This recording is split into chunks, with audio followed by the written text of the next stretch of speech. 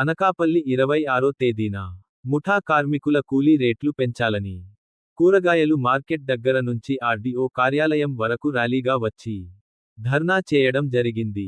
RDO కార్యాలయంలో ఏవో గారికి వినతి పత్రం ఇవ్వడం జరిగింది.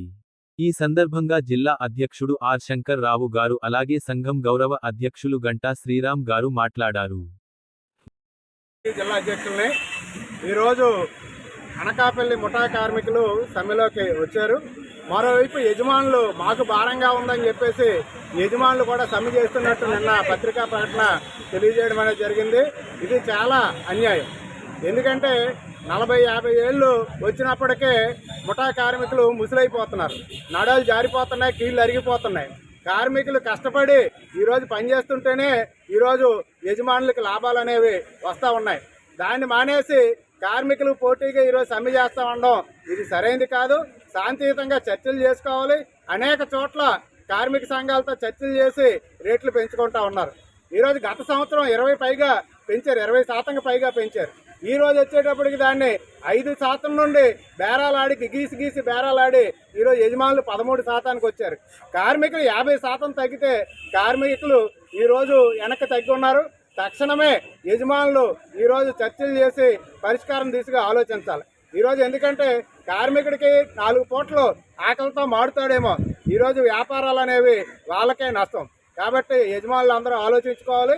తక్షణమే చర్చలు జరిపి సంఘంతో ఒప్పందం చేసుకోవాలని చెప్పేసి మేము కోరుతున్నాం. ఇప్పటికే అనేక రేట్లు విపరీతంగా పెరిగాయి. కరెంటు బిల్లులు పెరుగుతున్నాయి, పిల్లల వైద్య ఖర్చులు, విద్యుత్ ఖర్చులు పెరుగుతున్నాయి. ఈ నేపథ్యంలోనే పెంచమని అడిగాను తప్ప కార్మికులది గొంతమ్మ కోరిక కాదు. కాబట్టి వెంటనే పెంచాలని సిఐటి డిమాండ్ చేస్తుంది. ముఠా కార్మిక సంఘం గౌరవాధ్యక్షులు ప్రతి 2.5 ఏళ్ళకి ఒకసారి ముఠా కూల్ రేట్లు అనేది పెంచడం అనేది ఇప్పటి వరకు ఆనవాయితీగా జరుగుతూ ఉన్నది. దానిలో భాగంగా డిసెంబర్ 10వ తారీఖుతోనే టైం అయిపోయింది. డిసెంబర్ 4వ తారీఖునే మనం నోటీస్ ఇవ్వడం అనేది జరిగింది వర్తక సంఘం వాళ్ళందరికీ. కానీ ఇప్పుడు వచ్చి కనీసం కూల్ రేట్లు పెంచలేదు. దాదాపు ఇప్పుడు 3 నోటీసులు ఇచ్చాం. 26వ తారీఖు నుంచి మీరు కూల్ రేట్ల ధరలో అనుకూలంగా ఈరోజు 200% పెరిగే ధరలు కనుక దానికి అనుకూలంగా మీరు 1% పెంచమని చెప్పాం, 100% పెంచమని చెప్పాం, రూపాయికి రూపాయి పెంచమని చెప్పాం. కానీ అలా చర్చలు 3 దఫాలు చర్చలు జరిగాయి. అయితే 50% పెంచడానికి కనీసం కార్మికులు దిగారు, 50% తగ్గారు.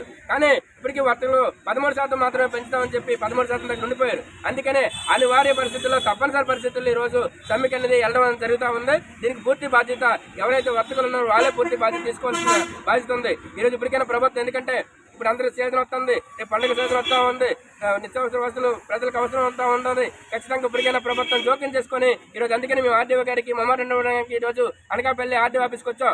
కనుక ఖచ్చితంగా ఇప్పటికైనా ప్రభుత్వం జోక్యం చేసుకోవాలి. అదేవిధంగా పెద్ద మనసుతో వర్తకులు కూడా అర్థం చేసుకొని, ఎందుకంటే ఈరోజు నిత్యావసరాల ధరలతో పాటు వైద్యం, విద్య అన్ని కూడా ఈరోజు రేట్లు పెరిగిపో ఉన్నాయి. దానికి అనుకూలంగా ఈరోజు పెంచవలసిన బాధ్యత అనేది ఈరోజు ఉంది. వీళ్ళు అడుగుతున్నది న్యాయమైన డిమాండ్. ఖచ్చితంగా 50% పెంచే వరకు కూడా ఈ సమ్మె కొనసాగిస్తామని తెలియజేస్తా ఉన్నాం. ఇప్పటికైనా ప్రభుత్వ అధికారులు కానీ అందరూ జోక్యం చేసుకొని ఈ సమ్మెని వర్తకులతో మాట్లాడి కనీస వేతనాలు పెంచాలని డిమాండ్ చేస్తా ఉన్నాం.